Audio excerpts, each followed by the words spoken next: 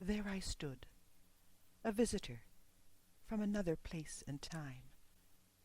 There I wandered aimlessly, the gentle hills to climb. The day seemed just another day on that peaceful countryside. The earth was warm beneath my feet. The sky was clear and wide, and not another soul I met as I wandered here and there, just going nowhere special, with ne'er a thought or care.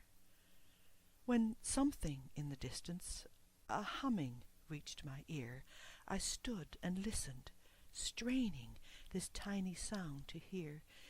It seemed to be approaching, though nothing could I see, so I stood there, all eyes and ears and curiosity. The sound grew gently louder as the moments ticked away. The sun was getting hotter, near the middle of the day. Then, just on the horizon, I saw a swarming crowd.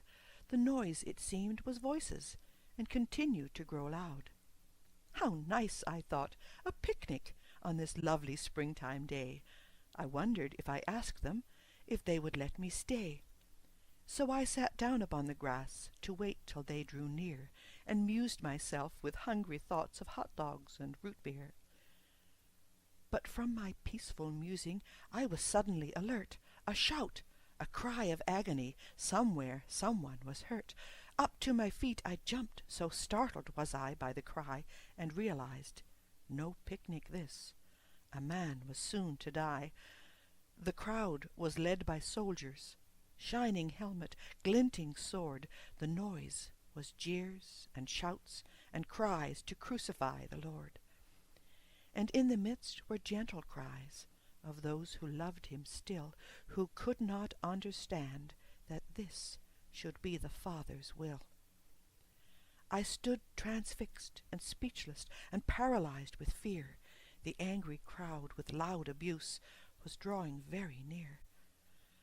My mind could not quite grasp the full reality of this until, as on they passed, my eyes fell silently on his. His body, bent and racked with pain beneath that awful weight. The burden that he carried there seemed infinitely great. His head was crowned with knotted thorns, which pierced his tender skin. His face, with pain and sorrow marred, reflected peace within.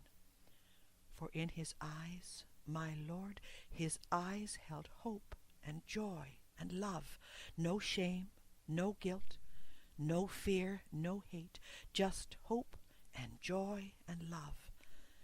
And in that instant when his eyes and mine met, I could see that all that he was doing now was being done for me. It was my shame, my guilt, my fear, my hate he carried there. No wonder that the cross seemed so much more than he could bear. But through all this, the weight he bore had never entered in, for in his eyes, his loving eyes, was not a trace of sin. I ran then to the officers. I tried to make them see that Jesus Christ was innocent. The guilty one was me. I ran to Pontius Pilate. I ran to Caiaphas. But no one there could see or hear. I came again at last back to that gentle hillside where the Prince of Peace I hailed, and watched in tearful silence as his feet and hands were nailed. I stood there, watching helplessly, and knew within my heart that I was guilty, and to this injustice was a part. Each sin that I'd committed, each lie I'd ever told came swiftly running through my mind, and I felt sick and cold. But suddenly I realized, as each wrong came to mind, it disappeared, and I was cleansed of all I'd left behind. Each angry word, each unkind deed, each careless hurt I'd caused, no more could I remember. They were completely lost. A warmth began to fill me, a warmth I'd never known, as on that cross he took my sin and made me, his own.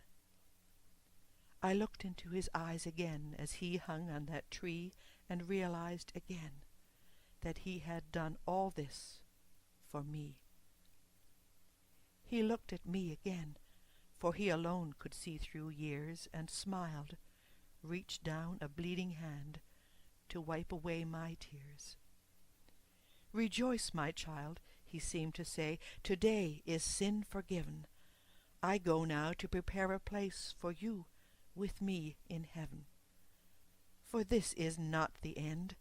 It is for you a brand new start. For through all this I've gained what is most dear to me, your heart."